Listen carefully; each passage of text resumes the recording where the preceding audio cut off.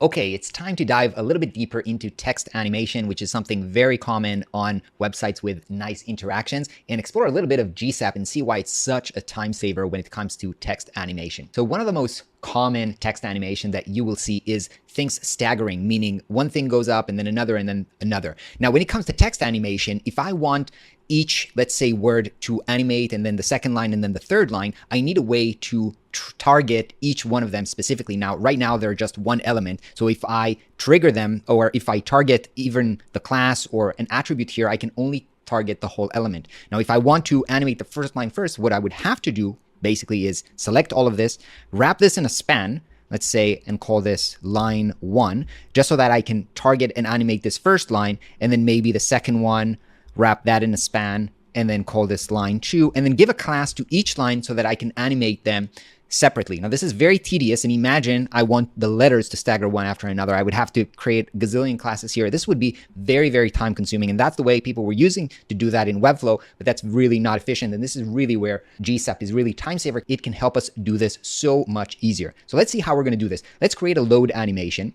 So I'm going to head into the interaction, and I'm going to switch to the interactions with the GSAP, and let's do a load animation when we're loading the website. I'm going to call this load animation. And the first thing that we want to happen is add an action. And in this case, I'm not going to use any of the presets that I have here. I'm going to set up a custom animation, and I'm going to call this stagger hero text, which is what I want to do. Now, I'm targeting the class of stagger letter, which is okay. I only have one element like this, and that's the one I want to target. So I'm good with that. And the animation itself, let's set this to be maybe 1 second. We'll see how that goes. Now, the way GSAP works is you can do basically 3 things. You can either say where you want to animate things to. So basically, they're in this position. I'm going to move them 100 pixels.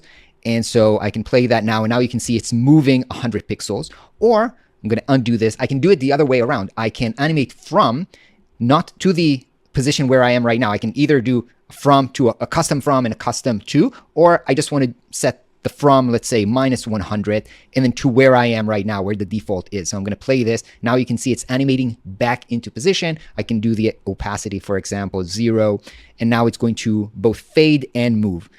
Maybe instead of this, let's animate this from down up, something like this. Okay, so now we've set up a really easy animation, but here's now the beautiful thing. I can go here into stagger, and I can set the offset time between animation of elements. So let's do this something like maybe 0.2 and see what happens.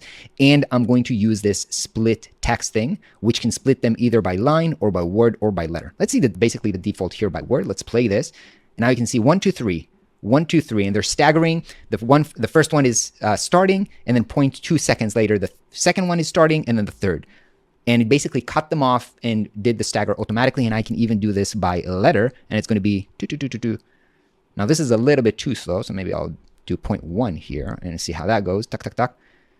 That's really nice. Maybe even that's a little too much. So let's reduce the total time here to 0.5 and see how that goes.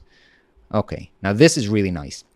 This took just like 3 clicks, and before you had to set up letter by letter animation, which was horrible. So this is why GSAP is very, very powerful. This is really amazing and easy way to set up the animation. And of course, by default, we have here the properties of opacity and moving things and scaling things, but I can add here any property that I want, just like the classic interactions. And you can do some really fancy things here. You can rotate them. Let's add rotate just for the fun of it. So let's rotate from 45 degrees back into position. So they will be swinging back.